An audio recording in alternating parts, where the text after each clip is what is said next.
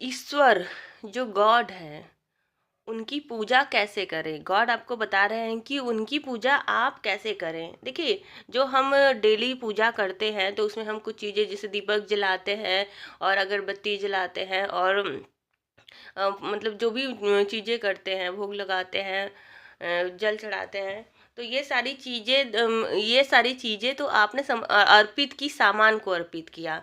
लेकिन ईश्वर आपसे क्या बोलना चाहते हैं, ऐसी क्या चीज़ है जिससे ईश्वर खुश होंगे कि आपने एक आत्मा का काम किया। जो आप करते हैं पूजा में वो तो शरीर का काम है कि शरीर से आपने जल अर्पित कर दिया, शरीर से आपने भोग अर्पित कर दिया।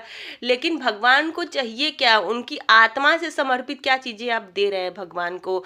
ये भगवान आपसे कहना चाहते हैं कि मैं खुश तभी होऊंगा जब तुम आत्मा से मुझे कुछ समर्पित करोगे। शरीर से जो तुम दे रहे हो वो तुम दे रहे हो, लेकिन आत्मा से जब मुझे दोगे तो मैं तुमसे ज़्यादा खुश रहूँगा। तो यहाँ पर जजमेंट का कार्ड आया है। जजमेंट, न्याय। ईश्वर आपको बोल रहे हैं कि मुझे सबसे प्रिय चीज़ जो है वो न्याय है। कि जैसे मैं न्याय करता हूँ, जिसके मतलब जिस सबके कर्मों के हिसाब से समय समय पर जैसे मैं न्याय करता हूँ, वैसे ही आपके अंदर मेरा ही अंश है, मेरी ही आत्मा आपके अंदर है। तो आपको भी यही करना है कि आपको भी न्याय करना है। अच्छे लोग जो हैं, अगर वो सही काम कर रहे हैं तो उनका साथ देना है।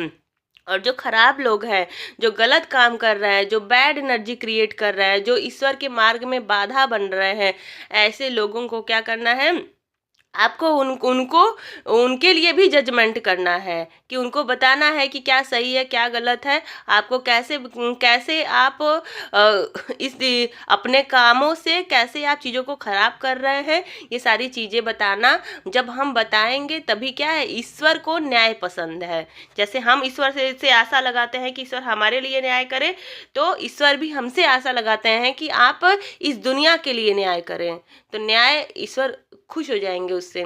किंग ऑफ कप्स का कार्ड आया है। ईश्वर आपको बोल रहे हैं कि आपके अंदर ईश्वर ने अथाह प्रेम दिया है, प्रेम।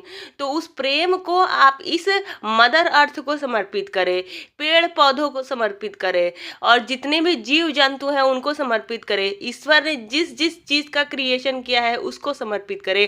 आपका प्रेम केवल मानव तक सीमित ना रहे, बल्कि आपका प्रेम शुद्ध होना चाहिए और कि बिना किसी इच्छा के होना चाहिए कि हाँ मैं उससे प्रेम कर रहा हूँ तो वो रिटर्न में मुझे क्या देगा। आपको कोई इच्छा नहीं रखनी है।